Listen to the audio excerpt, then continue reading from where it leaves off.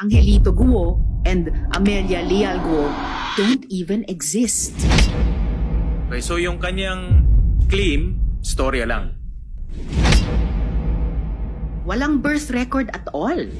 Sina Angelito Guo at Amelia Leal.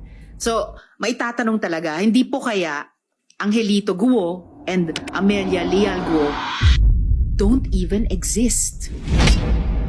Attorney Eliezer, tama po ba? So, sa mata ng gobyerno, walang pinanganak na Angelito Guo at Amelia Leal dito sa ating bansa.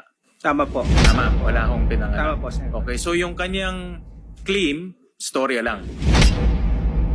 Maaari po. May posibilidad po na hindi nakapagparehistro lang po yung mga magulang po ni Mayor o pwede pong mangyari yun. Pero sa ngayon, Pero sa ngayon, maaari din po at mataas din po ang posibilidad na